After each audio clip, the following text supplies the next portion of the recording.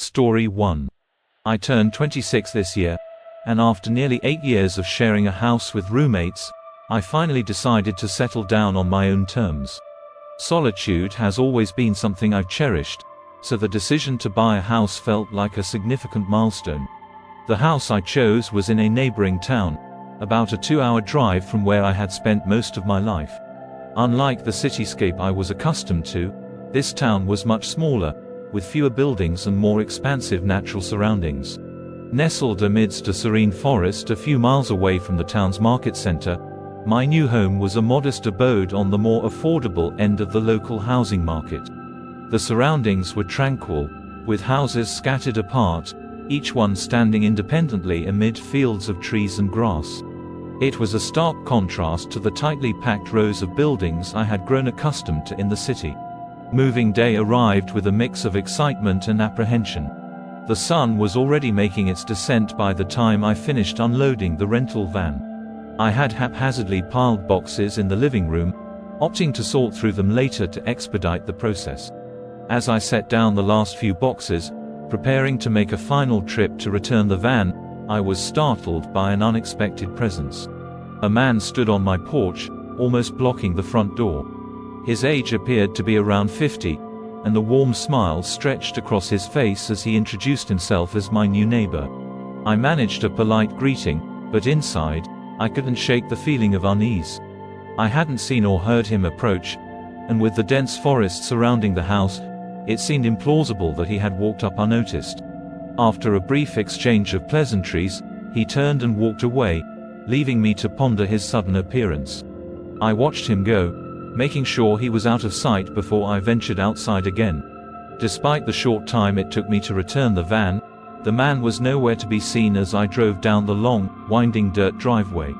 Once back inside, I resumed unpacking, though my pace slowed considerably as fatigue set in. The late hour and the eerie encounter with the stranger had left me on edge. I began assembling my bed frame, trying to distract myself from the unsettling thoughts swirling in my mind. It was then that a sudden knock at the door shattered the fragile peace of the evening. Startled once again, I froze in place, listening intently. The knock came again, more insistent this time, and I cautiously approached the door, heart pounding in my chest. I peered through the peephole, half expecting to see the same man again. To my dismay, it was indeed him, but something was different. His demeanor had changed drastically since our earlier encounter. His body trembled, and his eyes fixated intensely on the doorknob as if willing it to open. "Hey, it's your neighbor. Can you open the door?" His voice was urgent, almost pleading, and he knocked again, his frustration palpable. I hesitated, unsure of what to do. His sudden shift in behavior unnerved me. I stayed on the other side of the door, silently observing through the peephole. His agitation escalated, and he began muttering to himself, casting anxious glances towards the dark expanse of the forest beyond. Abruptly, he turned and gestured towards the trees, as if signaling to someone, or something, hidden in the shadows. A chill ran down my spine as he ran his hand through the air in a wave-like motion, a signal clearly intended for unseen eyes. Without warning, he bolted into the forest, disappearing into the enveloping darkness. Shaken to the core, I retreated from the door and immediately dialed the local police. I recounted the strange encounter with the man, describing his appearance and bizarre behavior in detail. They assured me they would investigate, but in the back of my mind, doubts lingered. Who was he? What was he doing here? And most importantly, who or what was he signaling to in the forest? The police arrived swiftly, but their search yielded no trace of the man. None of my new neighbors matched his description, and inquiries around town turned up nothing. It was as if he had appeared out of thin air, leaving behind a trail of unanswered questions and unsettling doubts. In the days that followed, I tried to settle into my new surroundings, but the memory of that night haunted me. I met my other neighbors, an elderly couple next door, and a young family a bit further down the road, but none of them had seen or heard anything unusual. As weeks turned into months, life in the quiet town resumed its tranquil rhythm. Yet, I couldn't shake the feeling of being watched. especially at night when the forest seemed to press closer against the edges of my property. Every rustle of leaves or snap of a twig outside sent a jolt of fear through me, reminding me of that eerie encounter. Despite my unease, I gradually adapted to my new routine. I attended community events, visited the local market, and even joined a hiking group to explore the nearby trails. But the memory of the mysterious neighbor lingered, an unsettling presence in the back of my mind.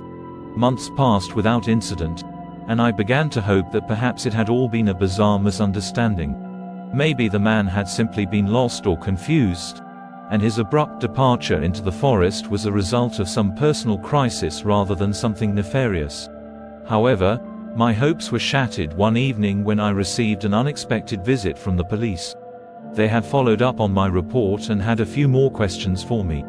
Apparently, similar incidents had been reported in neighboring towns, strange encounters with individuals who seemed out of place, behaving erratically and vanishing without a trace.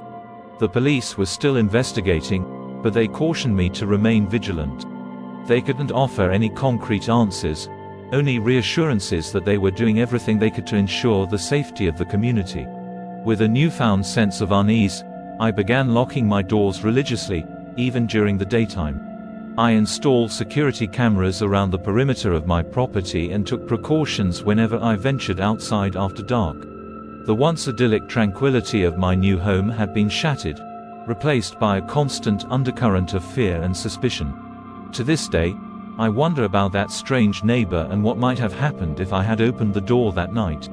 The thought sends a shiver down my spine, a reminder of the thin veil that separates safety from danger, and the unsettling mysteries that lurk in the quietest corners of our world.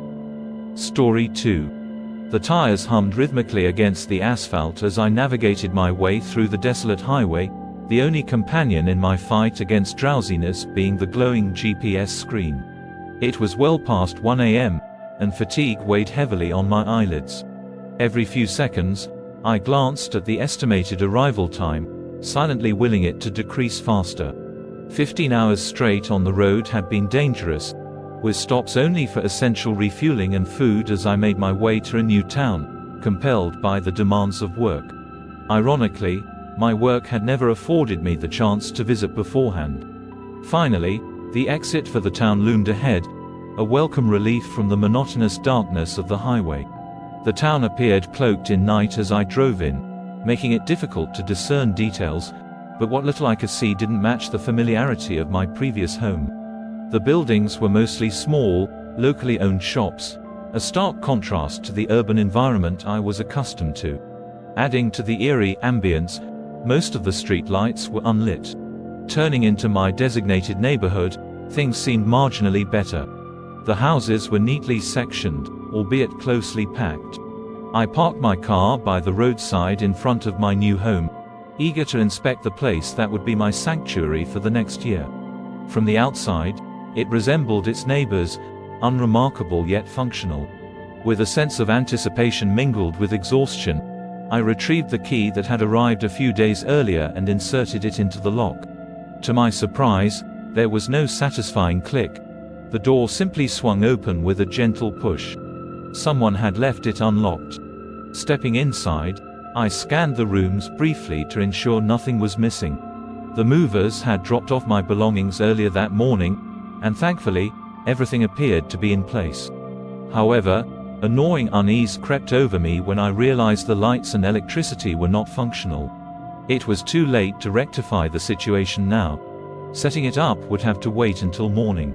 I switched on my phone's flashlight and cautiously explored the ground floor. It was standard fare, albeit with a slightly dated aesthetic. Ascending the stairs to the second floor, I found myself in a narrow hallway with 5 doors lining its length. Each room was small, some showing signs of water damage, a testament to the house's age and upkeep. However, it was the master bedroom that gave me pause. Opening the door revealed nothing but a solitary tarp spread out on the floor.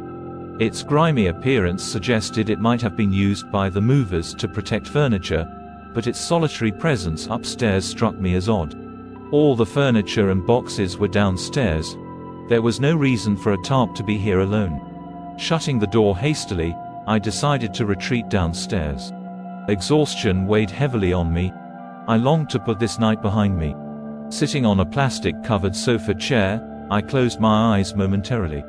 The sudden thud that echoed through the house snapped me awake, adrenaline coursing through my veins.